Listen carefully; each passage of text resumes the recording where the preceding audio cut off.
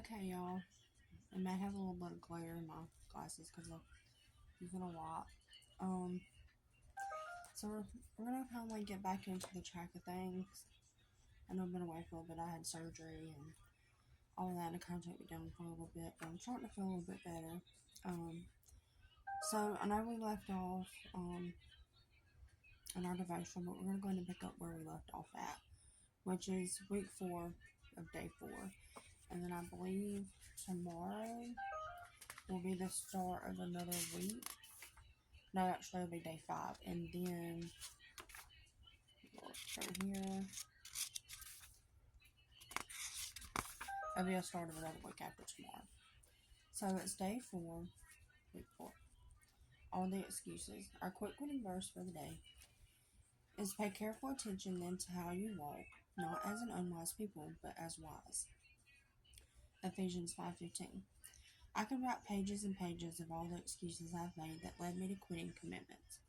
But through this process of learning to stay open to the movement of God, I've identified to the top excuses that often leave me in a holding pattern with God's movement. See if you can relate to either of these. Excuse 1, I didn't know. When my middle daughter, Hope Ann, was about 5 years old, she definitely understood the difference between right and wrong. Wrong was definitely when my husband and I asked her to do something and she didn't do it. She's a smart girl, so she started doing this thing.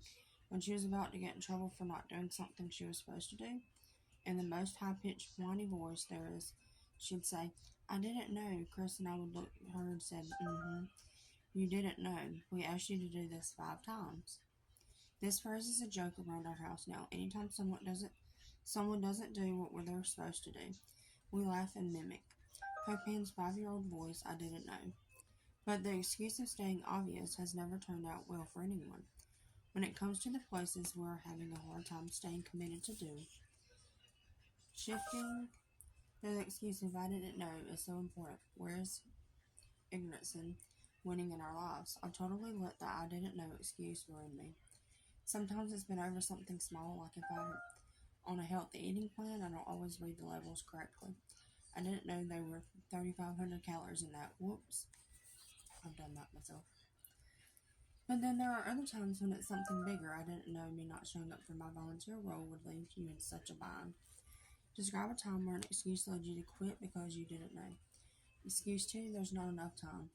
Of all the excuses there, this is my number 1, and I'm writing this. We're getting ready for back to school season, and I really feel some chest pains looking at our schedule and wondering how on earth are we going to make all this happen. I think we're going to have to sell one kid at least. Wink. When I first started writing something, someone told me if they didn't have at least 3 hours to sit down and write it, it wasn't even worth the effort to try. Well, kiddos, to them for having 3 uninterrupted hours to write, that is not really my reality. A lot of this study has been written in the carpool line or waiting for a kid to get out of practice. 30 minutes here, 45 minutes there, and it starts to add up. Don't believe the lies. You need oodles of hours every day to accomplish your dreams and follow through with your commitments. This is an excuse in the form of a lie. What is an error you often don't follow all the way through with because you don't feel like there's enough time? I've seen what God can do through a woman when she decides to stay open to her seemingly small amount of time. Read Ephesians 3:20. What does it say God is able to do through his power in us? We'll read that in just a minute and finish this page. Sure, you might have to make some adjustments or sell some kids, but if we look closely at our time, maximum the moments we have, we can do anything we set our minds to. What are the commitments you often feel like you have enough time to complete? Overcoming this excuse has also made me deal with some tough personal issues. There are days when my exhausted head hits the pillow and I'm like, what on earth did I do today? I feel like I'm busy. I'm certainly not sitting around all day watching my feet propped up eating bonbons and watching HD TV. I know I'm doing stuff, but this is that stuff leading me closer to my goals and dreams. Or is it just stuff? Here's an honest question to evaluate when it comes to this excuse. What is stealing your time? Check anything you feel has been trying to take over your life. Social media, the computer, kids' schedules, work demands, failing to plan, other options. Okay, so what are some of the excuses you find yourself using to keep letting these things steal your time? Let's go ahead and read that Bible verse real quick. It's Ephesians 3:20. Ephesians 3:20 says, "Now to him who is able to do immeasurably more than all we ask or imagine, according to his power that is at work within us." Let me reread that again. Now to him who is able to do immeasurably more than all we ask or imagine, according to his power that is at work within us. Okay.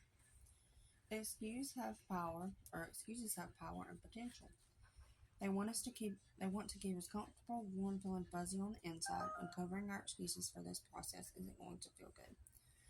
I guarantee that, but when you and I start to lay out all the excuses, something begins to shift at us. I'm sleepy today.